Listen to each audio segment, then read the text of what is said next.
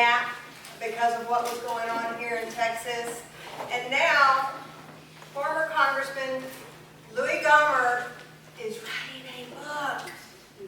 He's writing a book. I don't know if he'll give us a little snippet about that book. It'll be out sometime before Christmas, but with no more further ado, I would like to introduce you to former U.S. Congressman Louie Gohmert.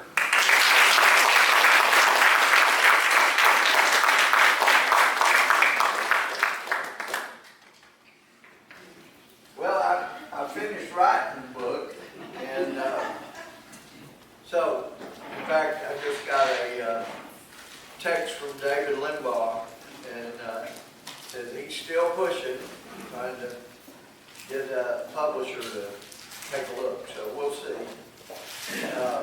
So anyway, yeah, so you think about it, prayer doesn't hurt.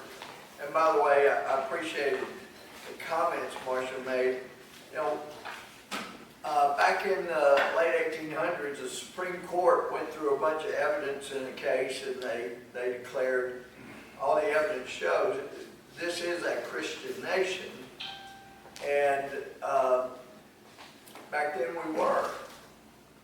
You know, and that did not mean everybody in America was a Christian, of course not. But it meant that people observed the Judeo-Christian principles.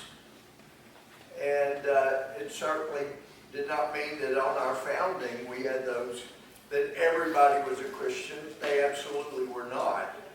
But they had those founding principles in common. But when President Obama declared we were not a Christian nation, I think he was right. The surveys had indicated at that point that for the first time in American history, less than half of Americans identified with any, religious institution. So things have changed, and so I continue to pray for a third great awakening. But while Marcia was talking, I was reminded, I was told about the Vacation Bible School teacher, her and Tyler. She was trying to get the kids talking, and so she thought she'd start with an easy question. And she said, kids, what is it that has four legs and runs around gathering up nuts, has a real bushy tail, real cute? What is that? And nobody said anything. And she said, oh, come on, Timmy, what is that?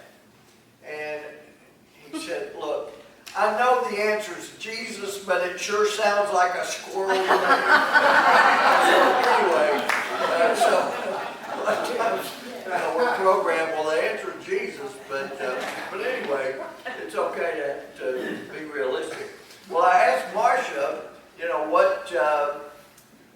what she would like me to touch on. And by the way, before I get away from what my dear friend Al was talking about, y'all heard of Carlos the Jackal, probably the most infamous assassin, before Lee Harvey Oswald or other, but a multiple assassin. Carlos the Jackal said decades ago, the only way to bring down America is for Marxists and Muslims to join forces. That was decades ago. Yeah. And so that's what Alan was talking about. That's really what we've seen happen. And if you're into irony, it doesn't help my feelings that if they're successful in bringing America down, then you'll have another battle after that. The Marxists, as Dostoevsky said when he was writing papers to oppose this idiot named Marx back in the 1800s, he had some great novels, but he said the problem with Marxism is atheism. And it is.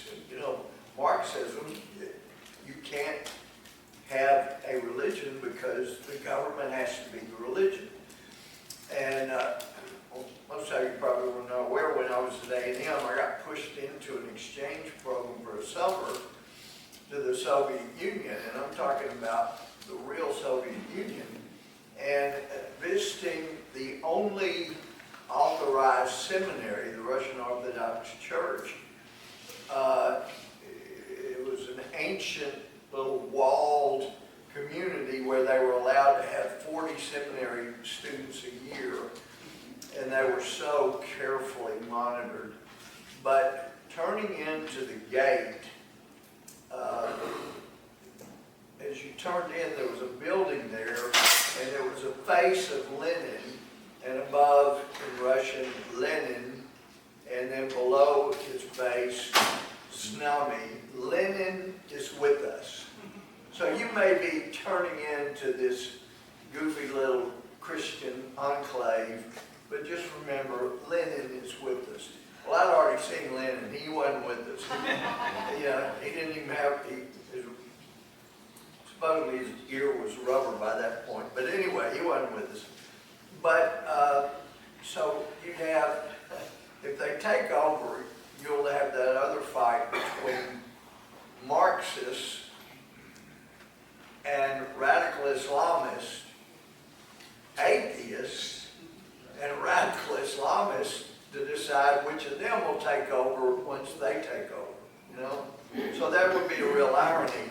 I don't want either one of them to take over. So we've got our work cut out for us. But anyway, any of y'all ever heard of Phil Haney?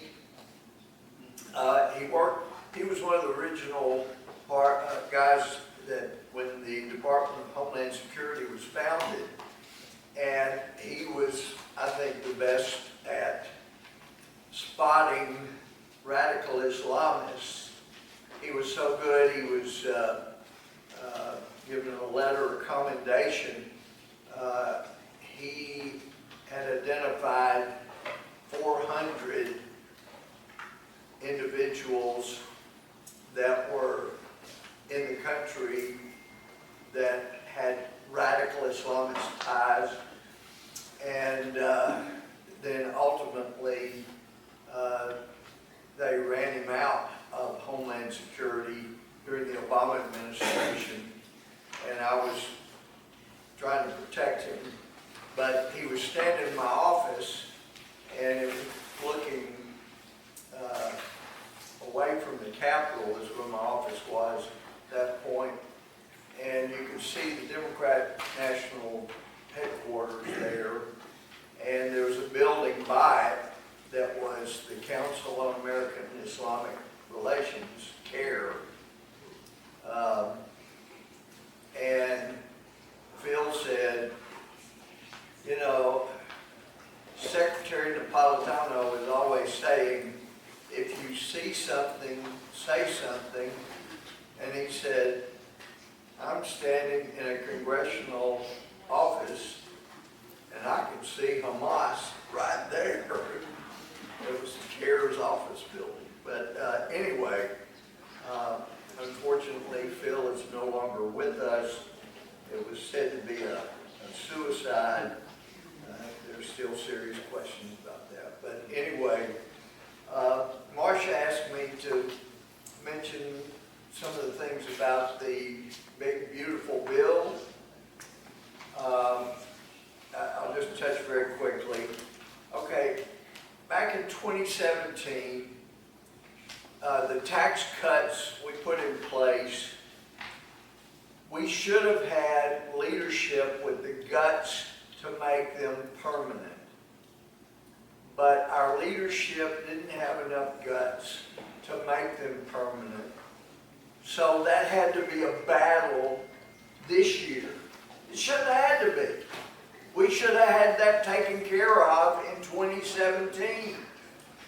We had a bigger majority then in the House and Senate than we got now. But we had weaker leadership in the House and Senate.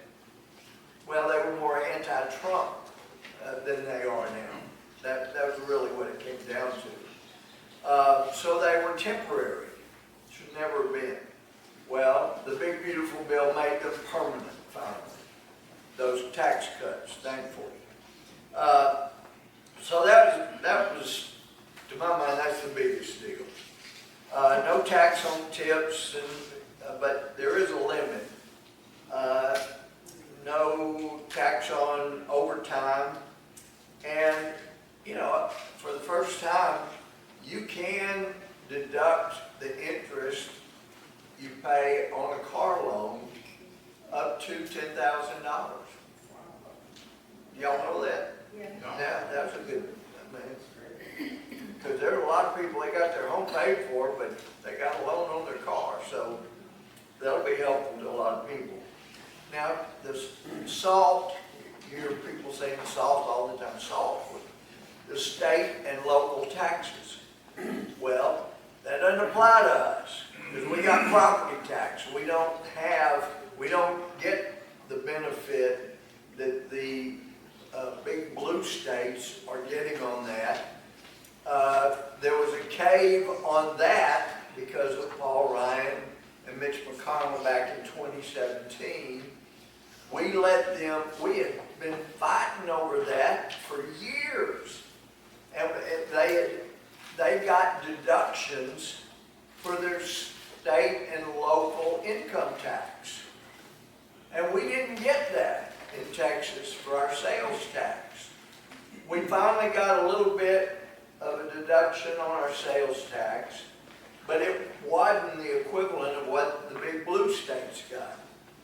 So we fought and fought. We finally knocked out theirs, and it made it more fair. Well, in 2017, they got put in place deduction up to a limit of $10,000 for state and local taxes that they pay for income tax. And we didn't get our big sales tax deduction back. Well, it was mainly three representatives that said, we're not voting for the bill if you don't raise that up to $40,000 limit. Okay, so the cave happened and they got that raised from $10,000 limit up to $40,000 limit, so that the big blue states would not be penalized for spending so much more money than the red states, like California. They get to deduct that. So you understand what that means. It means we subsidize the big blue states because we don't get to deduct our sales taxes. They get to deduct up to $40,000 of their taxes. So we're subsidizing them spending so much more money on some of these crazy things that they pay for. It isn't right, but the only good thing about it is that it goes away in 2029. And I haven't heard people talk about that, but it does go away in 2029. So that's a good thing. Yes.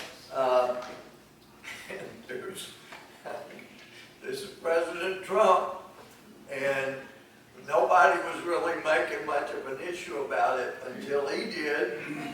But the big universities like Harvard, they got billions and billions of dollars in endowments, and every time we raise the amount that you could get for school loans, they raise the amount of tuition. Every time we raise the amount you can get for grants to help students deal with these higher tuition, they raise the cost, and they got billions and billions of dollars they weren't helping students with. Well, they just tax on universities with the highest amount of their endowments, the biggest ones like Harvard. That will be taxed at an 8% rate. Kind of shocked them. Now the House version Mike Johnson was able to get in the House version a 21% tax on that. But the Senate brought that down to 8%. That's what's in the final bill. But that's still got, some of the Ivy League schools screaming. You're 8% of billions and billions of dollars, but it's in the law now. That's not something they can run to Trump for and say, hey, can you give us a break on this? No, it's in the law now. Thank you very much. So, and the state and gift tax is now a 15 million. So if your estate is worth less than 15 million, no death tax. And by the way, y'all remember Ted Poe? I thought he had the best explanation on what the death tax was.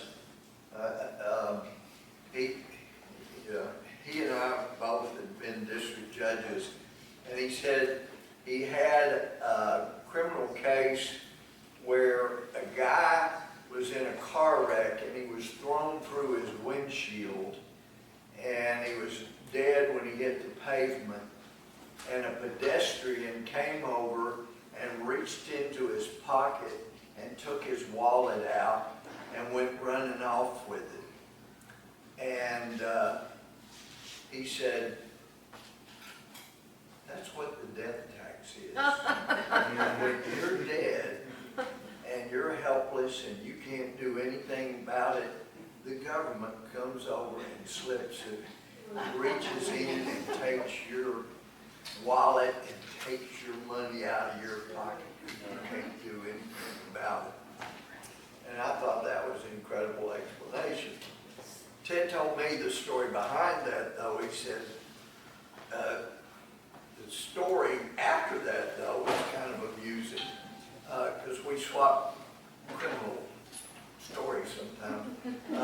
He said actually that pedestrian took off running, and there happened to be a cowboy who happened to be African American that was riding his horse, and he saw the guy steal the wallet, and so he rode after him and lassoed him. And he said they actually played the 911 call that came in. There's some guy that was like hog-tied to a bridge embankment. And so the police got there, and the cowboy was standing there, and he tied him up, and he said, I saw him steal this dead guy's wallet, and here's the wallet, and here he is. And so Ted said, while the jury was out to deliberate, the guy pled not guilty. And he got a note from the jury, and so he thought that was kind of unusual. He thought it was an open and shut case. And he gets the note and says, is there any way as a jury we could give an award to the cowboy that caught this guy? Because he really did. Oh, and he beat the guy up a little bit. And he had to call him in and say, no, you're not authorized to give any awards. You just need to, do your job. Guilty, not guilty, that kind of thing. But anyway, that's really the death tax. And so it hadn't been completely eliminated. Uncle Sam still wants to reach in somebody's pocket and pull it out. And sadly, the people that it hurts the worst are people that have built businesses. And because the rich guys, the Bezos and those guys, they've got all kinds of formulas, where it's never going to hurt their families. But I don't know if y'all remember, but 20 years or so ago, somebody did a book on millionaires in America, and most millionaires were people that had built their business. And they didn't have a lot of cash, but they had built their businesses or built their farms, and their money was tied up in their business. Do y'all know what the number one vehicle, I don't know if any of y'all ever read that book, the number one vehicle in America driven by millionaires back then. Lincoln Continental? Jeep. Lincoln Continental. A Ford F-150 Oh. truck. It's the number one vehicle. Ford F-150 in Texas for sure. Yeah, in Texas, but this was nationwide. Wow. That was the number. So you know, they got the money tied up. Well, those are the people that was crushed, and so that meant that families had to sell the business because they couldn't take a loan to pay the 55% death tax. We got that lowered over the years, but it's still pretty tough as it is. So anyway, that helps. There were cuts made to Biden's, and the Democrats are so good about misnomers for the bills they pass. The Inflation Reduction Act, I mean, it increased inflation more than anything in the last three decades. I mean, oh wait, I think it went back to Carter's years, the Carter years, and that was called the Inflation Reduction Act. But anyway, green energy, it knocked $500 billion out of that over the next 10 years. And I thought about a trip a few of us made to meet with some of the EU ministers in Berlin, and the German ministers, particularly this one energy minister there, was bragging about how great their green energy program was. And we had a van driver who was German, and he spoke great English, but he was sitting in on our meeting with these guys, and I was rather disgusted with them. And in fact, Alan, I thought I was really diplomatic during this meeting. I mean, I know I can be kind of a horse's patoot at times, but I thought I was being really diplomatic at one point, because I said, look, I know that Germany has gone out of its way to welcome all races, creeds, national origin, with open arms to show, since World War II, how loving and open you are. And what's happened, there has been so many who have come in who hate Jews, so many radical Islamists have come in that hate Jews, that now it's created a situation where we see on the news in Germany, you've got people now doing anti-Semitic protests and things. It just seems so ironic that your open arms and welcoming attitude, do you see any irony there? And oh my gosh, it just exploded. But wasn't that diplomatic? I thought it was pretty diplomatic, but no, it exploded. But anyway, on the issue of energy, they just went on and on about all the green things they were doing to save the planet, and derogatory about America not doing more. And when I got out to the van, the driver, he was livid. He was so angry. He said, those fools talk about all their green energy. He said, I had a good job, and we've got 3 kids, and we were doing well, but because of their green energy, I now have to have 3 jobs. I'm driving this van. It's my 3rd job till I can pay our energy bills. We can't afford it because of these stupid things they're doing. I mean, he was just livid. And that's where we were headed with the Biden programs. That's where it was going. And so thankfully, we're reining that stuff in. So anyway, I know know you share my feelings. We had to see Elon Musk and President Trump, you know, going at each other. But I can, you know, Musk lost billions and billions of dollars.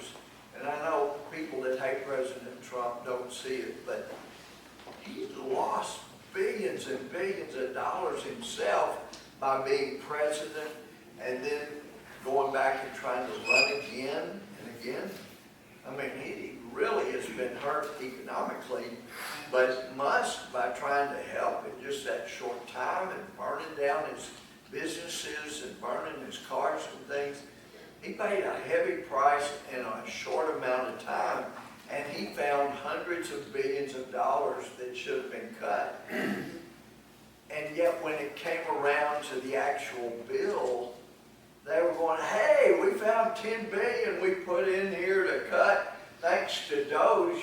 And if you're Musk and you've lost billions of dollars to try to help trim the government, now, you know, fortunately Trump has made massive cuts, you know, getting rid of USAID and other things that will help, but they're not permanent, so we don't know how long they'll last. But in the big, beautiful bill, they didn't have the guts to make those permanent.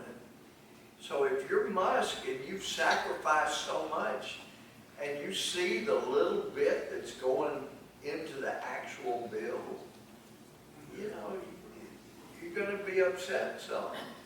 So I could see how he would not be real happy with the limited amount that they actually got into the law. But in any event, he actually got us started in the right direction, and I'm hoping that that's going to continue. One of the things that some of the Freedom Caucus guys were pushing for, and I know people get mad at people when they don't immediately, you know, vote for a bill, but if you can hold out and get assurances that there's going to be cuts in bills to come, and my understanding is there will be more bills with cuts that I think will survive and that they may be able to do under a reconciliation type structure so they don't need 60 votes in the Senate, then that's worth holding things up for a day or two, in my mind. Let's get some more of those cuts. We cannot keep these $1 trillion deficits going. Now, in 2000, by September of 2006, we had to vote in the fiscal 2007 budget. Republicans were in the majority. And the appropriations we voted in for 2007 carried about $160 billion deficit. And Democrats, before the 2006 election, were just railing against us that we should have balanced that budget. Of course, they're thinking, let's raise taxes a bunch more. But in my mind, we should have balanced that budget. We were $160 billion away. We should have gone ahead and balanced that budget. We were so close. But you know what happened? We lost the majority in November of '06. Democrats won the majority, promising they're going to balance the budget. And by 2009, the Democrats had taken us from $160 billion to right at $1.6 trillion. And we have never gotten back under $1 trillion. And now it's $2 trillion a year. And if you remember back then, when the Obama administration and the Democrats were running up the $1 trillion plus deficits, S&P had the guts to say, we got to downgrade your debt from A+ to A. And when they did that, it affected our credit, cost us some, and you probably didn't notice, but the Obama administration then went after S&P, and they started investigating S&P. They got the chairman fired, and S&P and the other rating services agreed not to do any more downgrading because they didn't want to be investigated. So there was no more downgrading until the Biden administration, and when they started running up $2 trillion deficits, then there were more downgrading, and we're in trouble. Before the end of the Obama administration, there were a few of us that met with Netanyahu at his office in Jerusalem, and we were talking about national issues. And I said, you know, of course, we still got a debt issue. He said, and this is the standard that most countries look at. What's your debt to GDP ratio? And Netanyahu said, what's your debt to GDP ratio? And Jim Jordan said, a little over 90%. And he looked stricken. He said, I had no idea you were in that kind of trouble. Well, if you go look, during the Biden administration, we were between 119 and 129. A nation is considered totally bankrupt at 100% debt to GDP ratio.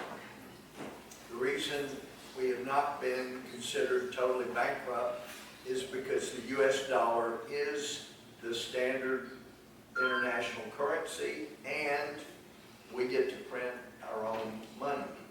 Barely.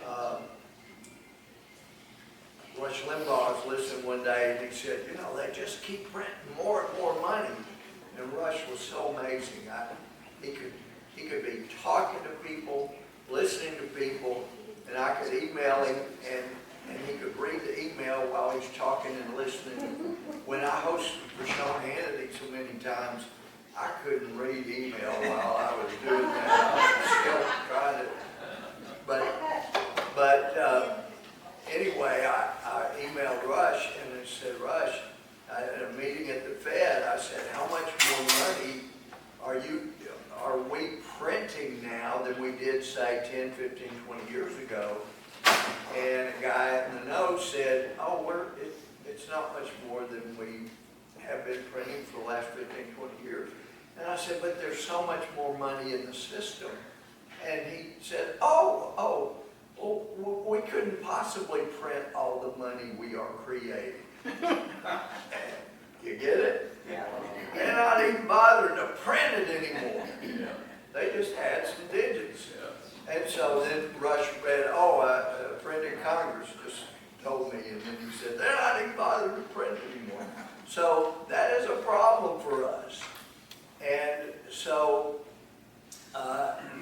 the good news you probably saw in the last couple of days, that for the month of June, for the first time since June of 2017, we actually had a positive flow of cash because of the tariffs.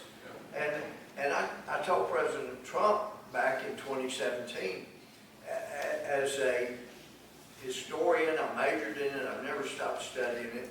I've never been a fan of tariffs, but the way you want to use it as a bargaining chip, I totally support you. And that's what it is. And that's how he uses it.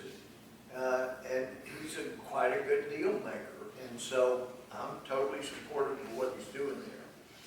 So I do hate to report to you, the DOJ, DHS, state, Intel, they still have so many Obama and Biden loyalists. So many. I don't know if you noticed, there was a report back in early 2018 2017 that after the Democrats recovered from the shock of President Trump winning in November 2017, they went into high gear and moved 3,000 to 4,000 people from political appointed positions into career positions, so that when Trump came into office, it would be so extremely difficult to get them out. And these were people that leaked on him, that lied, that created problems for him the whole time. And so many of those thousands are still there, and Biden added more of them. And they put people in permanent positions that shouldn't have been there. And, you know, I've gotten calls from a guy this year, and anyway, this was a story from about a young lawyer. He's a wonderful guy, Paul Ingracia. This was in February this year, into February. As the Trump administration continues to vet potential candidates for top posts within the Justice Department, a powerful White House intermediary has been pushing to hire candidates that exhibit what he called, quote, exceptional loyalty to Trump, and his efforts sparked clashes with Attorney General Pam Bondi's top aide, Chad Mizell. He's the Deputy Attorney General, a young lawyer that Pam Bondi put in there to handle stuff like this. The White House intermediary, Paul Ingracia, complained directly to Trump about Mizell. Justice Department Chief of Staff has suggested Mizell's hurting Trump's political agenda. Ingracia has since been reassigned to work in the Department of Homeland Security. So I didn't know. I got calls from Paul saying, hey, we want you to do this or that with the Justice Department. I said, well, okay. And then the next thing I know, some weeks later, I'm getting a call from Paul. He's now with the Department of Homeland Security. And then into May, Homeland Security got mad at him because he wanted exceptional Trump loyalists. And they wanted him out because they didn't like the people he was trying to put in. And he's now a White House special counsel. But anyway, there's a battle going on. There are people that are embedded that don't want to be unembedded. So you know, keep that in mind. And we're not out of the woods yet. Another problem, as you know, federal judges. And I brought this up over and over on the Judiciary Committee, and I couldn't get any of our Republican chairs to do anything about it. But as my constitutional law professor at Baylor used to say, there's only one federal court in America that owes its creation to the Constitution. All others owe their existence and continued existence and jurisdiction to the U.S. Congress. Congress brought them into the world. Congress can take them out of the world. Congress can do whatever they wish with those courts. And that's every single federal court except the Supreme Court. We have the right to give them their jurisdiction, to give them their ethics, to all of these things. And back many decades ago, put into a law, 28 U.S. Code 455, any justice, judge, or magistrate of the U.S. shall disqualify himself or herself in any proceeding in which his impartiality might reasonably be questioned.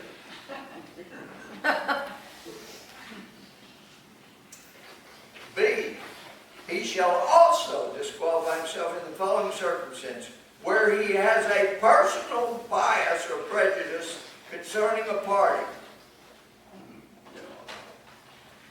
And we should be having Congress call these guys in and question them about their personal bias and why they weren't disqualified, And also, the Constitution sets up a different standard for how long they get to serve from those who are executives. Executive impeachment says, bribery, other high treason, other high crimes and misdemeanors. That's not what it says for judges. For judges, it says they shall serve during their good behavior. That's it. And so you want to impeach, and I never had gotten a Republican judiciary chair. Maybe that's another reason they didn't want me to be chairman, because I would have been hauling these judges in and impeaching them for bad behavior when they didn't disqualify themselves in cases where they were clearly biased. They need to be removed if they're not acting with good behavior. And to me, especially the way some of them acted with our January 6th defendants, saying, the way you and your insurrectionist friends, acted and all, they weren't charged with insurrection. Those people shouldn't have been sitting on those cases and maybe shouldn't have been on the bench. So we got a lot of work to do. We also are not out of the woods on fair and free elections. And so we got a lot of work to do. And as Alan was talking about the big cities, we know they're run by the blue folks. And so we've got a lot of work to do to make sure that, it was too big to rig this last time, but they've learned a lesson and they're going to work on it big. But we got to work all that much harder. And that's why I'm so thrilled to see y'all out here in 2025. It's not 2026, because we got work to do. But, Jesus got started with 12 disciples, really 11, but, because one of them, not so much. So with 11 good disciples, and look what he got done, and look how many we got here. So we got work to do. Thank y'all for having me here. I'll be around to answer questions. And Marcia, thank you for having me. Thank you. Thank you.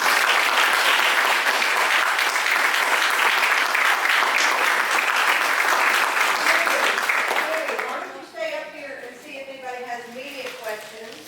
Anybody have questions for Louie Gohmert? Yeah, Jim? the Supreme Court just give the executive authority to fire anybody in the executive branch. I think that was a recent, last couple of weeks. Yeah, Have I got that right? well, within certain limits, yeah. Oh, so there's some fine print in there. Yeah, there are limits, yeah. Okay. But more latitude than some were, the plaintiffs were claiming, yeah. So, but until you stand up, you don't know.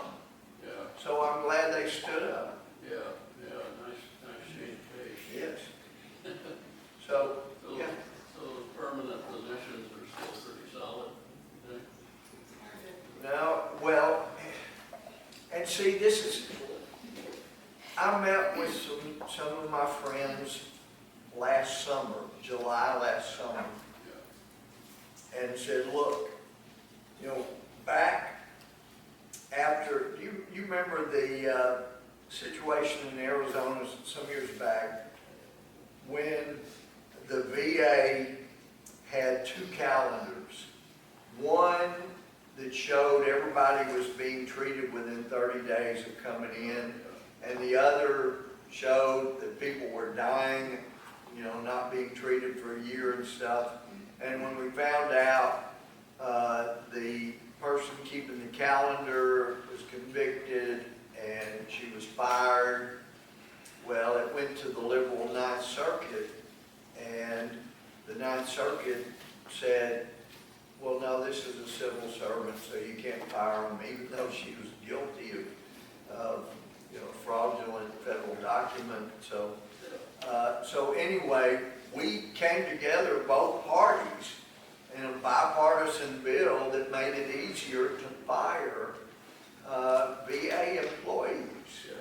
Now, that's had some trouble in the courts too, but my point to the people last summer was we have got to get a bill that makes it easier to fire people for cause. And I'm sympathetic to the civil service, you know, and the importance that that had, you know, and do away with the spoil system that Andrew Jackson created. Although Thomas Massey asked me one day, you know, during the Biden administration, Louie, do you think we would be any worse off if, or I'm sorry, during the first Trump term, he said, do you think we'd be any worse off if we still had the spoiled system than what we have now, where we got all of these Obama people working in the Trump administration? But so it's an interesting question, but so I understood the need for the civil service reform and all, but to have people where it's so hard to get rid of them, where they're committing crimes and you can't get rid of them. So anyway, so a year later, they haven't done anything on it. It's kind of like at that same week, I mentioned to my friend Mike Johnson, I said, I know you're trying to get ready. You're probably going to have a CR in September, continuing resolution. I'm begging you, Mike, do not have a CR that ends in December, because the biggest, worst spending bills always came from CRs that ended in December, because that's when everybody agrees to just vote for whatever it is, no matter how big and ugly, because it's before Christmas. Please don't have a CR that ends in December. And if you remember last year, they had a CR that ended in December, and it was a big, ugly extension from there. So, so what else is new? They still didn't listen to me, but you still got to make noise. You still got to try. You still got to try to get people to listen. Dottie, do you have a question? Yes. What office are you going to run for next? I don't know that I'm going to run for one. I mean, you know, I was getting calls. I don't know if I'll get more calls or not. God hasn't called him yet. So we'll see. We'll see. Well, just don't sit over there and rock away, you know. Yeah. You're too important and know too much. You're on the right side, so we need you. Well, and sometimes that's a problem. but anyway, I think if I can get, on the one hand, if I can get my book published, I think it'll help a lot. Tell us And a little. the name I've given it is How We Got Here. There we go. And I name names, and I tell things people did and didn't do. And that may be why some publishers are not. Maybe. And so, anyway, we'll see. But it explains, and it goes back before I got there, because I know an awful lot from what people told me. Can I just Yes, tell please. one? You've got plenty of time. All right, people wonder, you know, how deep is the deep state? In 2008, January, you remember January 2008? There were a bunch of people running for president, and I was in New York at a meeting, and there's a guy that he well known, you've seen him on Fox. He was a writer and did lots of articles, and he was so plugged into every aspect of Republican politics. He knew everything, he knew everybody. And so he liked to have his glass of red wine. I'd have my Dr. Pepper.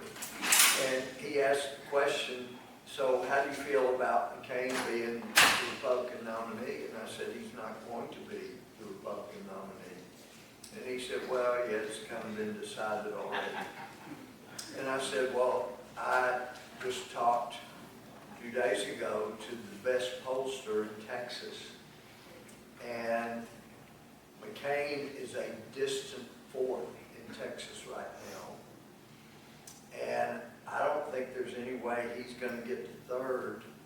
But even if he did, we're not going to nominate a guy that can't do better than third or fourth in Texas.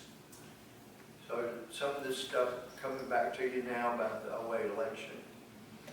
And he said, well, the problem with that thinking is that,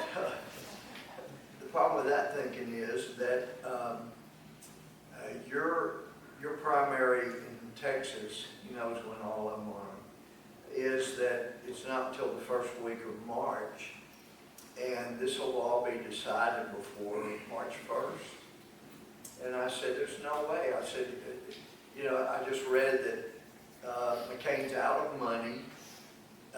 He couldn't even get anybody at an airport to help him carry his bags the other day. And he said, yeah, I saw that, but Louie has decided he's going to be the nominee. And I said, okay, we'll say, I said, well, okay, I'll bet you, we're here in New York, I'll bet you a New York dinner.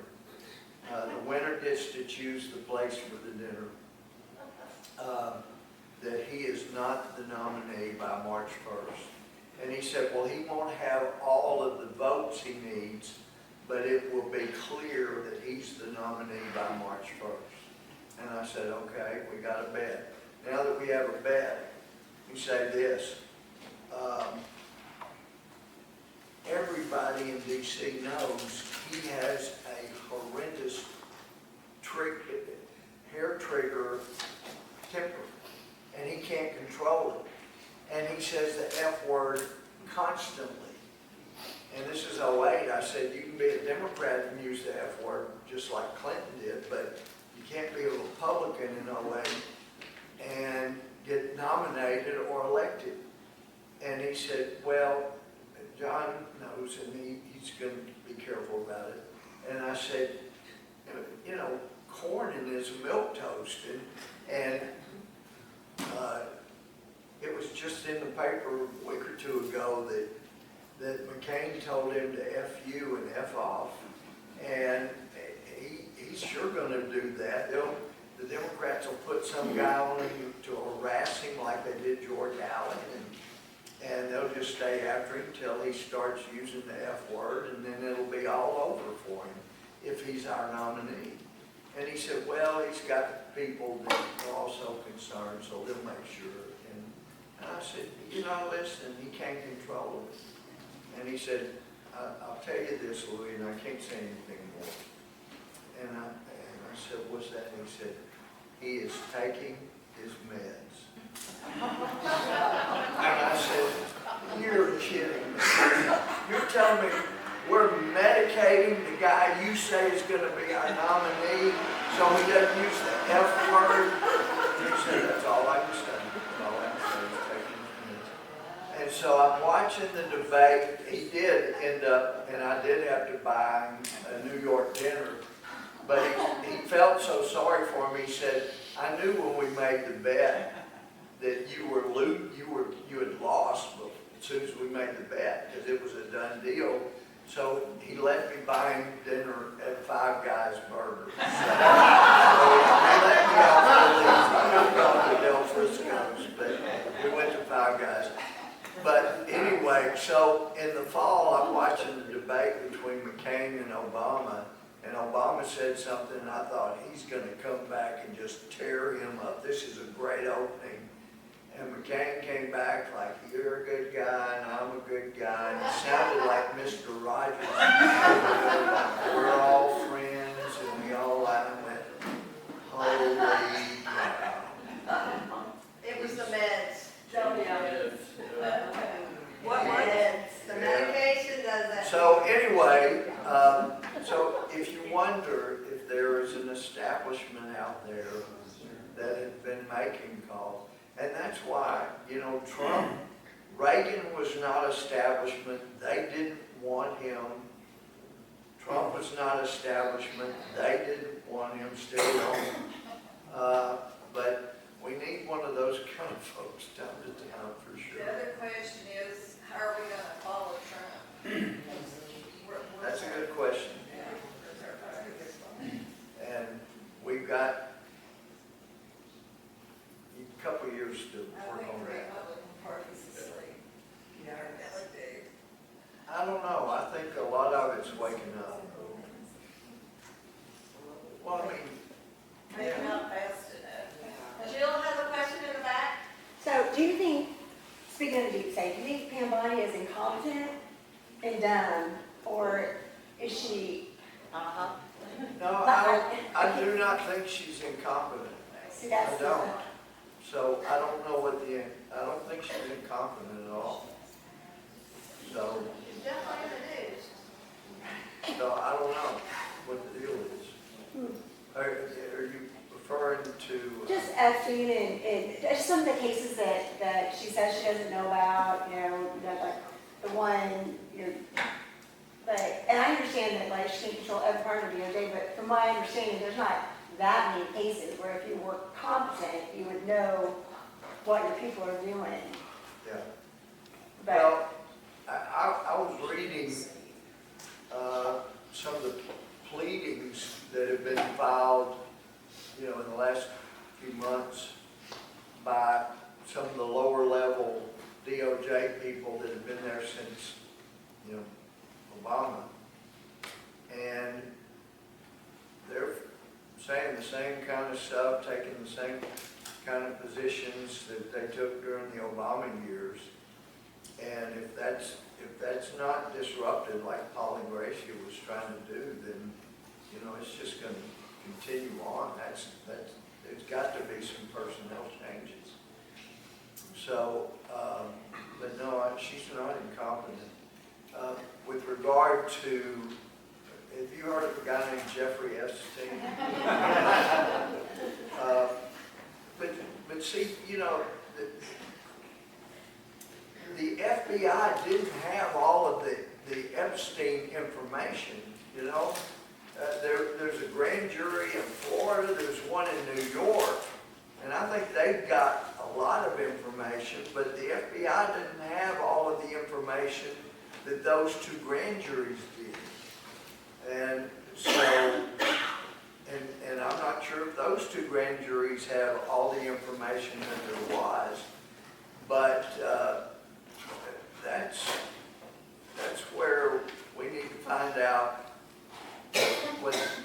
what information they have, and I'm not sure if they want to reveal what that is, but I think because there are some federal predicates involved, I think they could get involved in there and demand to see some of that stuff. Because I think, she's probably not lying. She's seen what they got, and they ain't got much. right. But those two grand juries, I'm betting they've got a lot of stuff. Well, I just read this morning, Ghislaine Maxwell, who's in prison, the only one in prison, has come out and said that she's ready to talk. So we'll see what happens out of that. I suspect she has a lot of things that she could talk about. Yeah, and hopefully she won't be suicided. Maybe so. Maybe not. That's right. That's right. He didn't say it very loud. Right. Yeah. So, one more question. Anybody else have one more question? Sure, a quick follow-up to that. I heard somebody pundit the other day, I thought they threw out a fairly good theory, I don't know if it holds water, regarding that there are various lawsuits, probably carryovers from the Biden administration against the DOJ. And some of it involves some of the things that Bondi could speak out on, but she can't really because of these suits.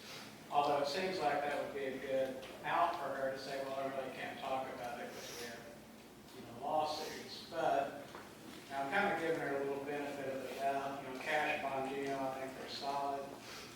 Bondi, a little iffy, but I'm going to go with, Trump's choice on this. I'm going to trust him. Well, there's always a problem if you make promises you don't deliver on. Yeah. So, Shouldn't have made the promise. but I would hope that they would get some of that information from those other state grand juries. Right. information Thanks, than the federal government has. I There think it's is a matter more of timing information. also, and we're just not there with the And, timing. and there are very important people that are implicated internationally. Right. And some of our allies Somebody can in the make Middle that- East and our allies in the UK, some of our allies are implicated. And, you know, The truth eventually comes out, doesn't it all? no. Eventually. Just wait till his book comes out.